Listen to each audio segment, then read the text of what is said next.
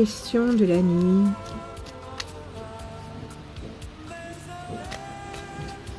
Sur n'importe quel domaine, dans n'importe quel domaine.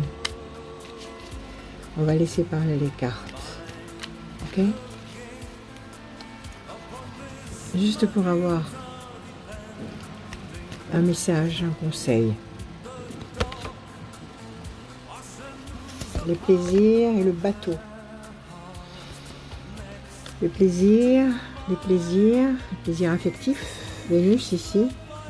Ici Vénus, l'amour, les choses du cœur. Mais Vénus c'est aussi l'argent. Donc ça peut être une réjouissance affective, mais ça peut être aussi une réjouissance financière. En tous les cas, il y a une source ici de réjouissance et de satisfaction. Le bateau, une situation se transforme vers le bon, vers quelque chose d'agréable. Les choses vont bouger. Ah bien, 4, ok. La chance. Je les sors et après je vous parle. La lumière. Pression psychologique. Tour forte. L'homme.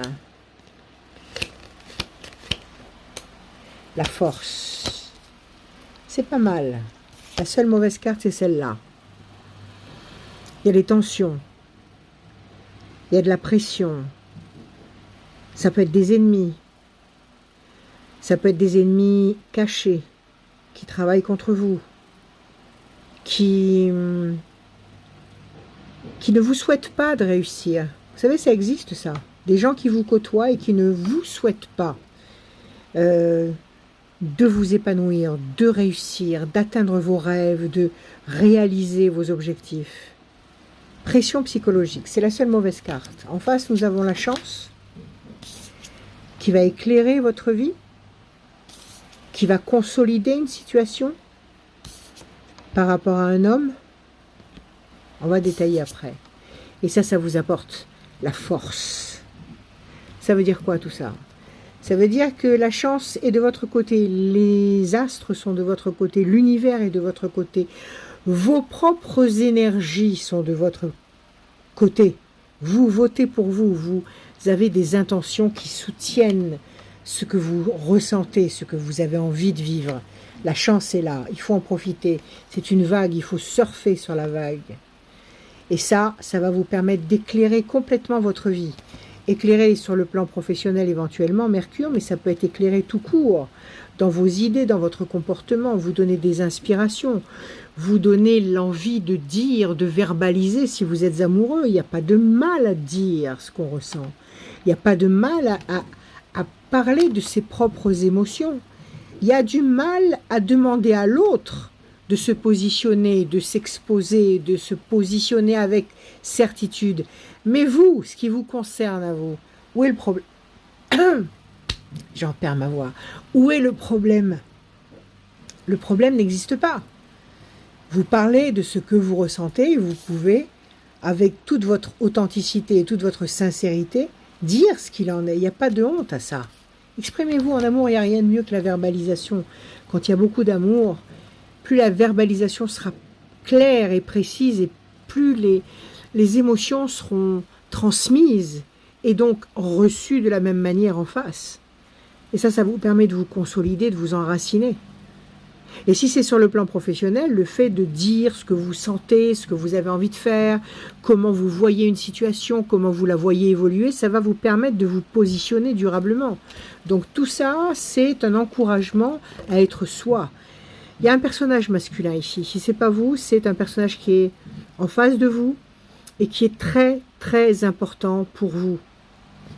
Il est là et on nous dit que nous écrasons le dragon, c'est-à-dire que nous allons écraser la mauvaise bête qui est là. Le serpent, il est là. On écrase le dragon, on écrase la mauvaise bête, on écrase le mal, on écrase les problèmes. Donc c'est pas mal du tout. Base 4, hein, tu m'as dit.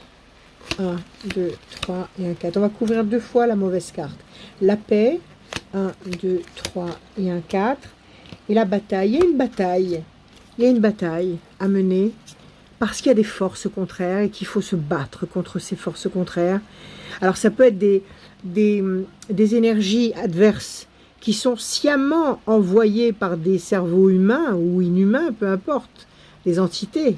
Mais il y a une bataille à livrer contre ce qui est mauvais, ce qui ne va pas dans votre sens, ce qui veut vous empêcher d'être vous-même. Donc il faut se battre. Quand c'est le moment de se battre, il ne faut pas démissionner, il faut y aller. Et ça apporte la paix. Donc, c'est une, comment dire, c'est une augure très lumineuse qui nous dit qu'il y a deux soucis de pression, de mauvaises vibrations contre lesquelles vous allez livrer bataille avec vaillance et qui va générer la paix, l'équilibre affectif éventuel ou l'équilibre tout court dans le problème ou dans le secteur que vous êtes en train de visualiser. Donc une promesse d'équilibre durable qui va éclairer votre vie parce que la chance sera de votre côté pour consolider vos positions, enraciner vos positions avec beaucoup d'émotions. La lune ici, vous enracinez vos positions dans la durée avec la fierté d'assumer ces émotions. Vous dominez la situation, vous domptez le mal, peut-être pour un homme, d'accord? Sinon, vous allez avoir affaire à un homme, peut-être allez-vous négocier une affaire, des choses importantes avec un homme, et vous allez réussir à vous faire entendre et à obtenir ce que vous voulez.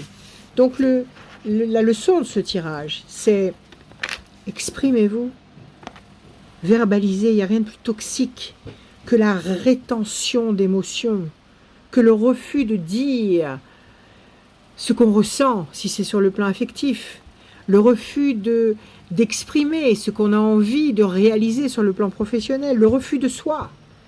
Il n'y a rien de plus toxique, rien de plus négatif et qui est la négation même de la tâche que nous sommes venus accomplir ici dans cette dimension, que de refuser d'être ce qu'on est.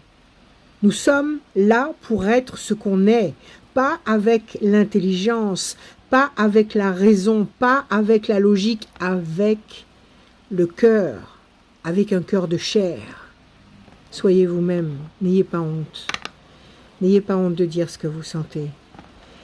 Et ne vous laissez pas impressionner par les gens négatifs qui veulent vous empêcher d'être vous-même, qui veulent vous empêcher d'aller jusqu'au bout de vos rêves, de franchir l'impossible, parce que tout est possible. C'est là-haut que ça se décide. Donc c'est là-haut que ça se demande, à l'univers. Confiance. D'accord? Confiance. Je vous aime.